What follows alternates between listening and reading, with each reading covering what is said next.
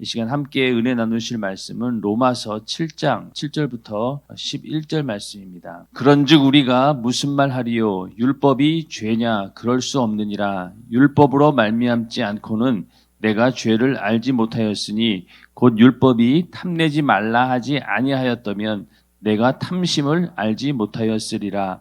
그러나 죄가 기회를 타서 계명으로 말미암아 내 속에서 각양 탐심을 이루었나니 이는 법이 없으면 죄가 죽은 것임이니라. 전에 법을 깨닫지 못할 때에는 내가 살았더니 계명이 이름에 죄는 살아나고 나는 죽었도다. 생명에 이르게 할 그 계명이 내게 대하여 도리어 사망에 이르게 하는 것이 되었도다. 죄가 기회를 타서 계명으로 말미암아 나를 속이고 그것으로 나를 죽였는지라. 아멘. 로마서 7장 7절부터 11절 말씀을 중심으로 율법의 계명을 틈타는 죄라는 제목으로 로마서 43번째 시간 함께 해보도록 하겠습니다. 예수의 피의 공로 의지해서 예수님께서 내 죄를 대신 사해 주셨습니다 라고 하는 그 사실을 믿고 우리가 죄를 끄집어내놓고 내 죄를 대신 주님이 담당하셨습니다 라고 고백하며 회개한다라고 하는 것이 얼마나 큰 축복인지 모릅니다. 만약에 우리에게 복음이 없고 말씀을 듣고 예수의 피의 공로로 우리가 회개할 수 없다라고 하면은 이 율법의 기능만 있다라고 했을 때 우리는 절망적인 인간이 될 수밖에 없습니다.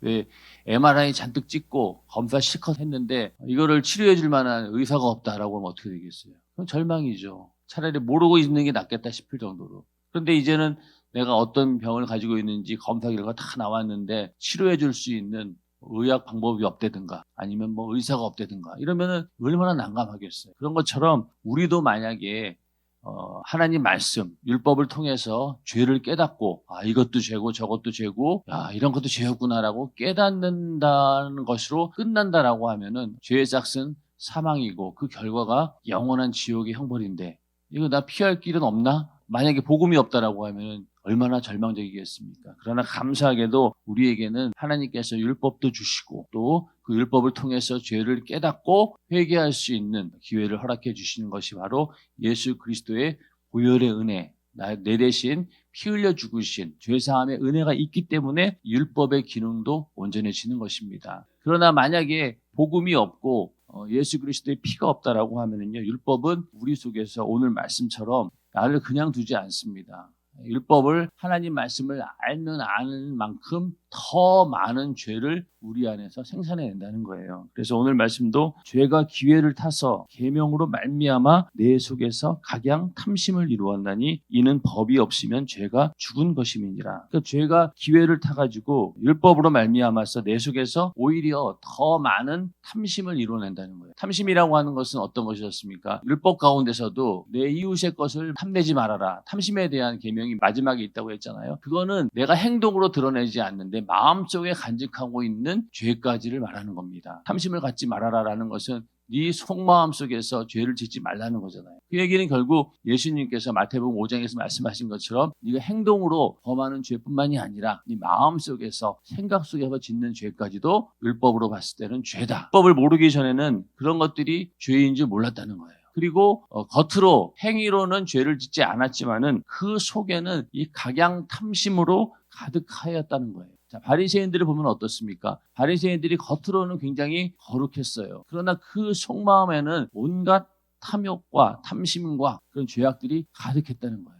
회칠한 무덤이라고 예수님께서 말씀하실 정도로 겉은 번지르르한데 그 속에 있는 죽을 죄들이 잔뜩 들어있었다는 거예요. 근데 우리는 그런 것들을 감추고 살아간다는 거죠. 아무리 도덕적, 윤리적으로 반듯한 사람도 그 사람 속을 우리는 알 수 없어요. 그가 어떤 생각을 가지고 어떤 마음을 먹고 있는지 우리는 모릅니다. 그러나 하나님은 아신다는 거죠. 그런데 그러한 사람이 하나님의 말씀인 율법을 접하게 되면 상황이 달라지는 거예요. 그 전까지는 몰라서 그냥 당연한 것인 줄 알았는데 마음속에서 내가 남을 미워하는 것 이게 뭐가 문제가 되겠어. 그냥 겉으로 내가 행동만 안 하면 되지. 이렇게 살았는데 내가 마음으로 사람을 미워한 것만 해도 살인한 죄다라고 하니 그때부터 정신이 번쩍 드는 거예요. 이거 어떻게 해야 되나? 그러면서 점점 이제는 그 죄가 나를 조여오기 시작합니다. 더 정죄를 받게 되는 거죠. 그래서 법이 없으면 죄가 죽은 것임이니라. 만약에 율법이 없었다라고 하면은 죄는 살아서 역사하지 못했을 거예요. 우리는 그냥 모르고 그냥 넘어갔을 거예요. 그러나 우리가 율법을 알게 되면서부터 이제는 죄가 죽은 것이다. 이걸 알게 된다는 거죠. 법이 없었다라고 하면은 죄가 죽은 것으로 인해서 우리는 더 이상 거기에 대해서 몰랐을 거예요. 그러나 점점 이제 내 안에서 그 죄가 살아나게 된다는 거예요. 전에 법을 깨닫지 못할 때에는 내가 살았더니 계명이 이름에 죄는 살아나고 나는 죽었도다. 전에 법을 깨닫지 못할 때는 내가 그냥 살아 있었다는 거예요.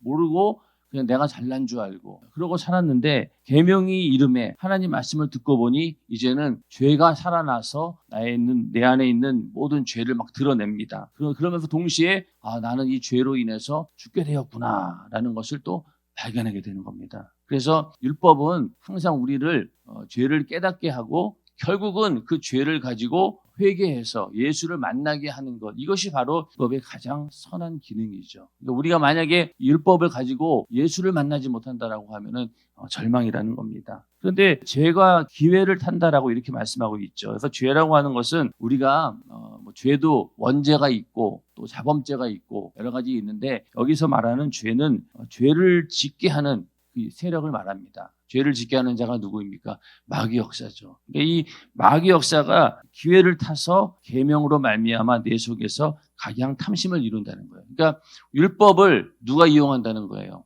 바로 이 마귀 역사. 죄가 율법을 이용해서 우리를 죽음으로 몰고 간다는 겁니다. 기회를 탄다라고 하는 말이 한 곳을 출발점으로 하다. 출발 지점이라는 뜻이 있어요. 그리고 또 군사 작전의 그런 차원에서 얘기한다라고 하면은 작전을 하는 본 기지로 삼는다.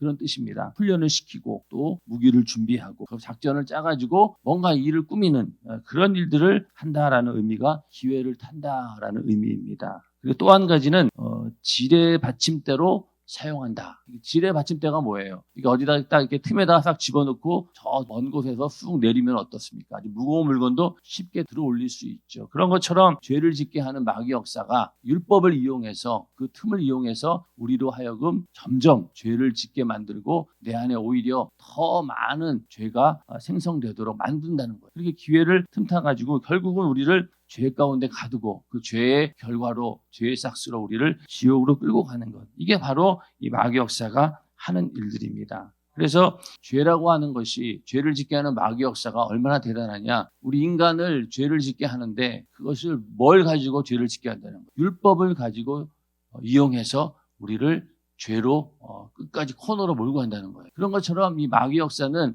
하나님의 말씀인 이 거룩한 율법까지도 자기네들이 마음껏 활동할 수 있는 어떤 작전 기지로 사용하고 있다. 그리고 지렛대처럼 율법을 이용해서 우리를 죽이고 멸망시킨다라고 말씀하고 있습니다. 그런데 언뜻 생각하면은 하나님 말씀인 율법이 선한 법이고 거룩한 법인데 어떻게 그것이 우리에게 이렇게 죽음을 가져오는 게 될 수 있을까? 우리는 의아해합니다. 그러나 가만히 생각해 보면은 만약에 정말로 예수를 제대로 안 믿었으면은 우리는 어떻게 보면은 도덕적 윤리적으로는 반듯하게 살 수 있어요.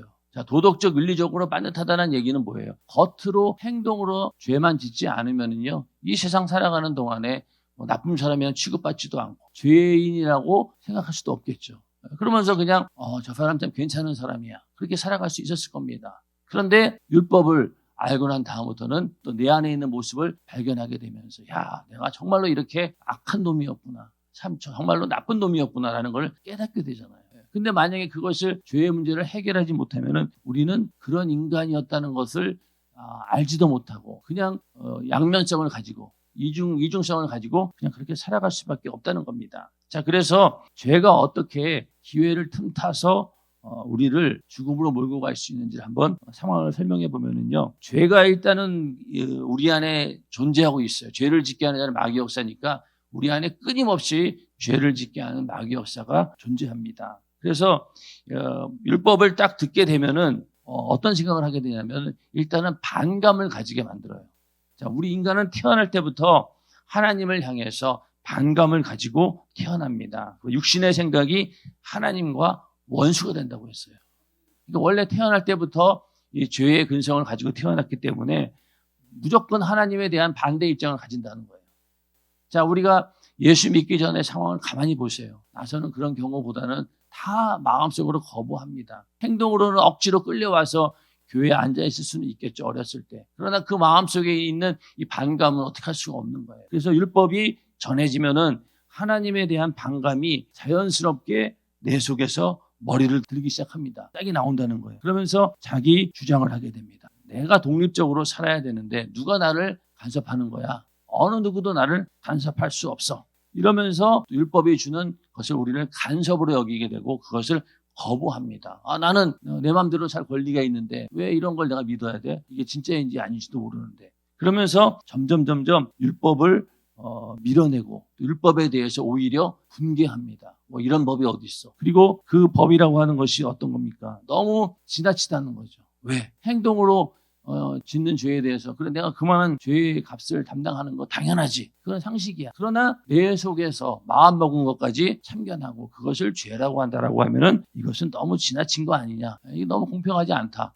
내 마음과 생각 내가 마음대로 하는데 남들에게 손해를 끼치는 것도 아니고 그냥 내가 마음속으로 그런 생각 갖고 있는데 이게 뭐가 문제냐. 이러면서 점점 이 하나님의 율법에 대해서 분노하게 되고 받아들이지 못하도록 계속해서 벽을 친다는 거예요. 그럼 결국 뭐예요? 하나님과의 관계가 도저히 해결할 수 없는 그런 관계로 틀어지고 만다는 겁니다. 그래서 우리가 아무리 전도를 해서 예수 믿으라고 해도 그들이 가지고 있는 이 반감을 어떻게 해결 방법이 없는 거예요. 인간의 말로는 설득이 안 돼요. 그러다 보니까 우리는 어떡합니까? 기도하잖아요. 하나님, 저 영혼이 하나님 말씀을 듣고 복음을 듣고 받아들이게 해주세요. 그래서 그 기도가 응답이 되어서 하나님께서 역사하시고 그들에게 성령이 강권적으로 임할 때 그 완악했던 마음들이 무너지게 되고 그러면서 하나님 말씀이 어느 날 들려오는 거예요. 이게 믿어지지는 않는데 뭔가 사실인 것 같고 안 믿으면 큰일 날 것 같고 그러면서 점점 나도 모르게 그 말씀에 빨려 들어가게 돼요. 결국은 무릎을 꿇게 됩니다. 그렇게 하는 하나님이 역사하지 않고는 절대로 어느 누구도 그 속에 있는 죄의 본성을 가지고 하나님 말씀을 거부하는 그런 것들을 누구도 그거를 설득할 수 없다는 거예요. 그런 마음이 우리 안에 본성적으로 있다는 겁니다. 그래서 이 마귀 역사는 이 율법을 이용해서 오히려 하나님에 대한 반감을 가지게 하는 거예요. 그러니까 우리 교회도 처음에 교회에 와서 등록을 합니다. 좋은 마음을 가지고 교회에 가면은 그래 뭐 좋은 소리 듣고 착하게 살자는 얘기겠지. 그리고 어떤 종교적인 그런 생각만 가지고 교회에 와요. 와서 이제 말씀을 듣다 보니까 점점 자기를 간섭하는 일들이 많아지는 거죠. 주일날도 오전에 한 번만 나오면 될 줄 알았는데 저녁에도 나와야 된다. 매일 기도해야 된다. 라고 강단에서 계속 얘기하다 보면은 은근히 자기에게 부담이 되거든요. 그러면 그것을 부담으로 끝나고 나도 저기에 빨리 도달할 수 있도록 주님 나에게 믿음을 주세요. 라고 그렇게 믿음으로 나아간다라고 하면 얼마나 좋겠습니까? 그러나 인간의 본성은 그렇지 않아요. 아유, 왜 이 교회는 왜 저러지? 왜 다른 교회는 뭐 이런데 왜 여기는 이럴까? 이런 것부터 시작해가지고 끊임없이 그 율법 하나님 말씀에 대해서 거부감을 가지고 반감을 가지고 그렇게 해서 결국 어떡합니까? 교회에 정착하지 못하고 나 교회 못 다녀. 이렇게 부자유스럽게 생활 못해. 그러고 결국은 교회를 떠나게 됩니다. 그런 일들 우리가 얼마나 많이 봅니까? 그게 바로 마귀 역사가 뭘 이용하는 거예요? 율법을 이용하는 거예요. 그 기회를 틈타가지고 결국은 하나님과의 관계 속에서 끊어놓는다는 거예요. 하나님께 나아갈 수 있는 길을 완전히 차단시킨다는 거예요. 그러다 보니까 하나님 말씀을 듣고 부담감 느껴서 교회에 오지 못하는 사람들이 얼마나 많이 있습니까? 교회 가면은 시간 뺏기지. 또 계속 뭐 헌금할 때마다 눈치 보이지. 이러니까 모르겠다. 마음 편한 대로 살랜다. 이러고 그냥 다시는 이제 오지 않는 그런 경우들을 보지 않습니까? 그게 바로 이 율법이 기회를 틈타서 더 죄악으로 몰고 간다는 거예요. 그 사람은 어떻게 되겠어요? 영원히 그 죄의 문제를 해결할 길이 없으니 결국은 지옥에 가는 겁니다. 그 사람은 그 마음속에 있는 그것까지는 죄라고 자기는 받아들이지 못한다는 거예요. 도덕적으로 내가 착하게 살 수 있는 그건 당연한 거지만은 그러나 내 안에 있는 이것까지는 어느 누구도 건드릴 수 없어. 이거는 좀 너무 오버하는 거 아니야? 너무한 거 아니야? 지나친 거 아니야? 이러면서 예수 믿는 사람들 가운데도 그런 사람들이 있다는 거예요. 그러니까 내가 도덕적 윤리적으로 예수 믿는 사람으로 번듯하게 살면 되지 뭐 이런 것까지 내가 죄인가? 이러면서 바리새인처럼 그냥 겉으로만 굉장히 인품 좋고 젠틀하고 도덕적 윤리적으로 흠이 없이 그렇게 살아갑니다. 그런 사람들에게 조금만 그 내면에 있는 죄를 끄집어내고 지적하고 그러면 어떻게 해요? 발끈하죠. 그냥 자존심 상해가지고 네가 나한테 그럴 수 있냐? 감히 나에게 그럴 수 있냐? 내 자존심을 건드렸냐? 이러면서 속에 있던 것이 다 드러납니다.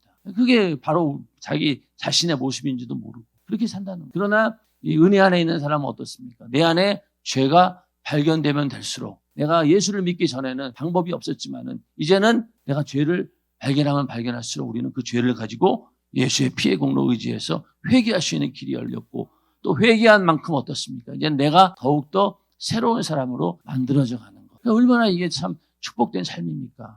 그러니까 우리가 율법을 통해서 내 안에 있는 내면에 있는 죄, 또 겉으로 드러나는 죄 다 지적받아가지고 그것을 해결할 수 있는 길을 알려주는 것. 이게 바로 복음이잖아요. 그러니까 우리는 그런 삶을 산다는 것이 참 감사한 거죠. 그러나 거기에서 이 죄가 기회를 틈타가지고 자꾸만 하나님과의 관계 속에서 그 길을 가지 못하도록 방해하는 것. 이게 바로 마귀 역사가 하는 것이고 죄가 기회를 타서 계명으로 말미암아 내 속에서 각양 탐심을 이루었나니 그렇게 만든다는 거예요. 그렇게 율법을 이용해서 하나님께 도저히 갈 수 없도록 율법을 지렛대로 이용한다는 겁니다. 그러니 마귀 입장에서는 율법을 가지고 하니까 얼마나 이게 명분도 있고 그렇잖아요. 명분도 있고 또 쉽게 사람들을 죄 속으로 몰아갈 수 있는 이 도구가 돼버리는 거예요. 그게 참 무서운 거죠. 그래서 항상 우리가 생각해야 될 것이 이 마귀 역사는 하나님 말씀을 가지고도 우리를 이렇게 기회를 틈타서 죄로 몰고 갈 수 있고 하나님 관계를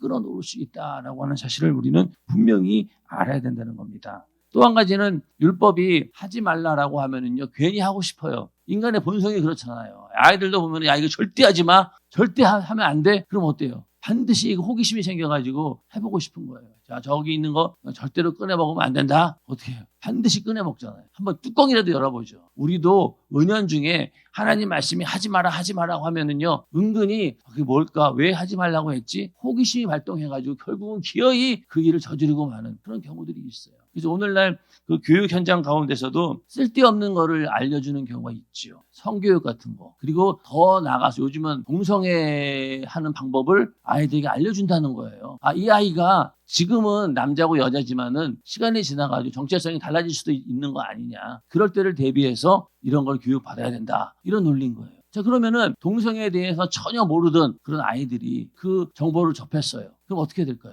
그러면 다시는 이 동성애 나는 하지 말아야지. 그런 마음을 갖겠어요? 아니면 호기심을 갖고 야, 그래 동성애도 할 수 있는 일이네. 이런 마음을 갖지 않겠습니까? 그러다 보니까 오히려 그런 교육이 호기심을 발동시키고 자기들 속에 가지고 있던 이 동성애라고 하는 것도 죄의 본성이잖아요. 그걸 가지고 아이들을 이용할 수 있다는 거예요. 그러니까 우리는 잘못된 정보로 이거를 듣고 나서 하지 말아야 될 건데 그것이 오히려 우리는 하게 되는 호기심이 발동해서 죄를 짓게 되는 그런 경우들도 많이 있다는 겁니다. 그래서 우리가 주변에 누가 가족 중에서 자살을 했어요. 그러면 신기하게도 주변 사람들이 똑같이 자살하는 그런 경우 보지 않습니까? 그게 왜 그럴까요? 마귀 역사가 그렇게 기회를 틈타가지고 자살한다는 것이 얼마나 비참한 일인지 뻔히 봤음에도 불구하고 자기 자신도 그걸 선택한다는 거예요. 그러니까 이 죄는 이렇게 해서 기회를 틈탄다는 거예요. 하나님 말씀을 알면 할수록 오히려 그 말씀을 통해서 더 죄를 짓게 하는 그런 모습들도 있다는 겁니다. 우리 인간의 그 본성이 그렇다는 거예요. 그래서 사도 바울은 이렇게 7장 뒤에 가서 오라 나는 공고한 자로다. 내 속에도 이렇게 하나님 말씀을 대적하는 이 본성들이 있다. 이거 나도 어떡할 길이 없다. 그러나 하나님의 은혜로 주 예수 그리스도로 말미암아 하나님께 감사하리로다.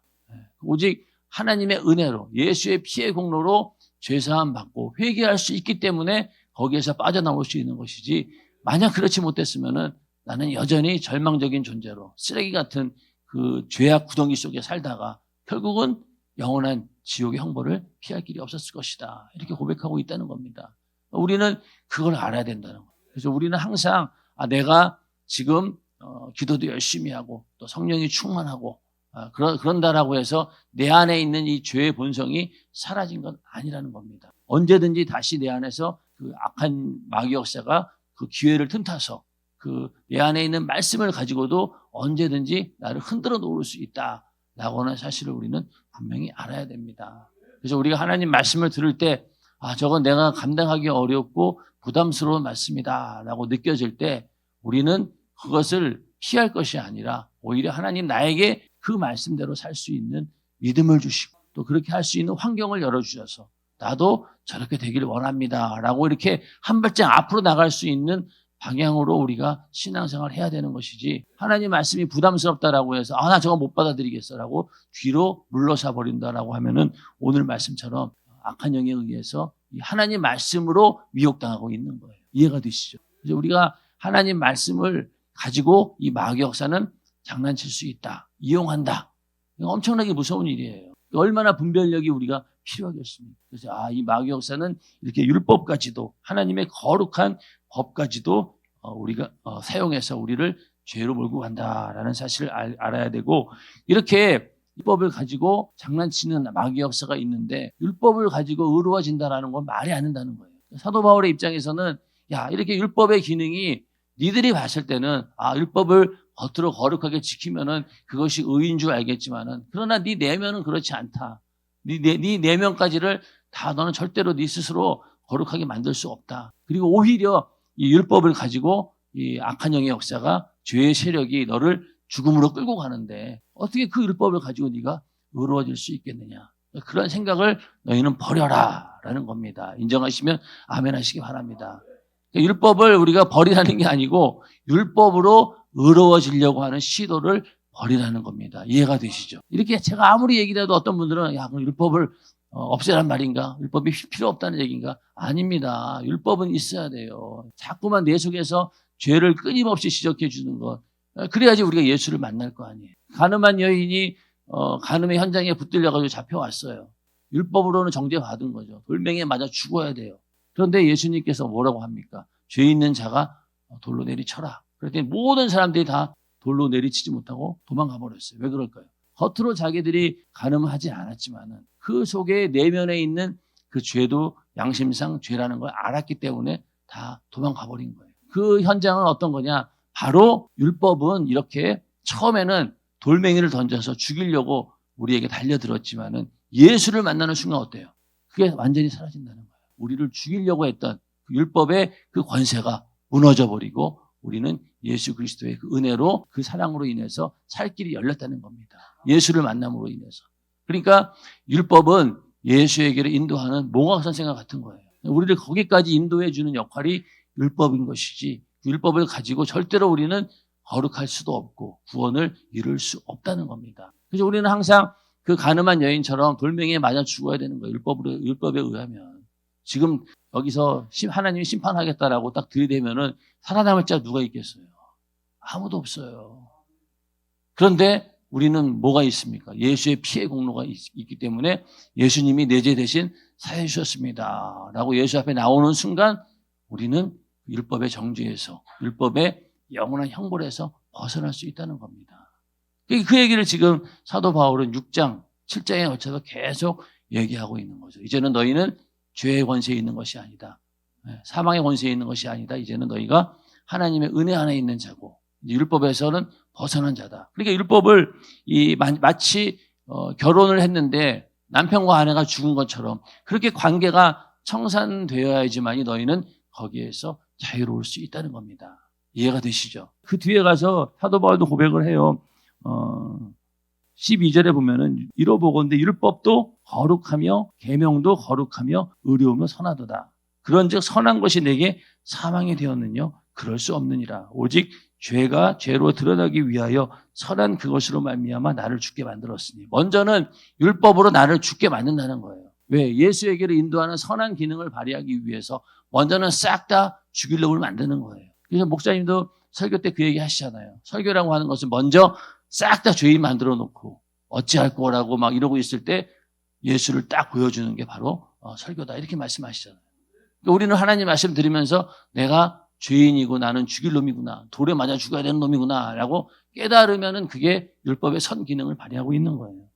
그러한 선 기능이 우리에게 있으면 되는 것이지, 그걸 가지고 내가 율법을 붙들고 의로워진다라고 하는 건 불가능하다는 거죠. 오히려 그 율법을 이 악한 마귀 역사가 이용해서 우리를 더 이상 나올 수 없는, 아예 하나님과의 관계를 끊어놓는 그런 역사가 있다는 것을 분명히 알라는 겁니다. 그래서 결국은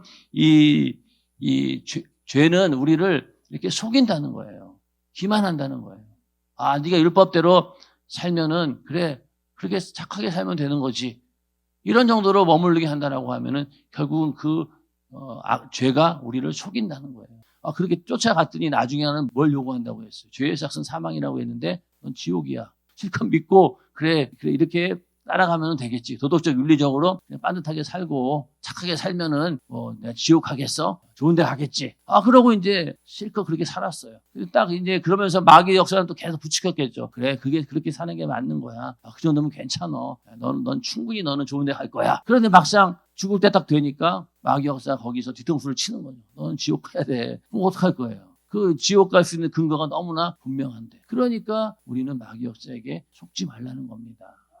마지막까지 우리를 뒤통수 치는 놈이 바로 마귀 역사인 거예요. 그때 가서 죽은 다음에 지옥 가서는 돌이킬 방법이 없잖아요. 그래서 그 전에 우리는 이 마귀 역사의 괴계를 이겨내야 되는데 율법을 가지고도 이 거룩한 하나님 말씀을 가지고도 충분히 우리를 죄악 가운데 몰고 가서 우리를 죽일 수 있구나. 그 정도로 이 악한 놈이구나. 그러니까 사망의 권세를 가진 자라고 하잖아요. 그만큼 무서운 놈이라는 거예요. 그래서 우리는 이길 수 있는 방법은 나로서는 불가능합니다. 오직 하나님께서 함께 해주셔야 되고 가장 강력한 무기는 바로 무엇입니까? 예수 그리스도의 보혈의 은혜. 내 죄를 대신 담당해 주시고 내가 죄사함 받았다라고 하는 이 사실만이 악한 마귀 역사를 대적할 수 있는 가장 강력한 무기라는 것을 우리는 분명히 알고 절대로 우리는 선을 넘으면 안 돼요. 이제는 이미 예수 안에 은혜 안에 있는 자들이에요. 자주 말씀을 드렸죠.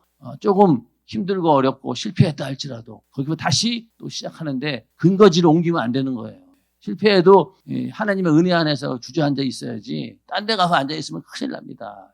그러니까 마귀 역사가 주는 그 자리에 가서 아이고 나 어떡하나 이렇게 좌절하면 안 된다는 거예요. 우리는 어디 있어야 되는 거예요. 죽어도 하나님의 은혜 안에 있어야 된다는 거예요. 여기서 내가 실패하더라도 또다시 일어날 수 있는 힘을 달라고 오히려 기도하고 일어나야 되는 것이지 좌절해서 그 자리에 떠나버리면 절대로 안 된다는 겁니다. 그래서 오늘 이 말씀을 통해서 이게 하나님의 은혜가 아니고는 또 예수의 피의 공로가 아니고는 우리는 율법의 정죄에서 벗어날 길이 없는 참담한 존재였구나라는 것을 분명히 깨닫고 항상 하나님 말씀을 통해서 율법을 통해서 내 속에 있는 죄, 겉으로 드러나는 죄 다 지적을 받고 그 죄를 예수에게 들고 가서 회개해서 죄사함 받는 그런 축복이 우리 안에 늘 넘쳐나기를 주님의 이름으로 축원합니다. 이 시간 기도하겠습니다.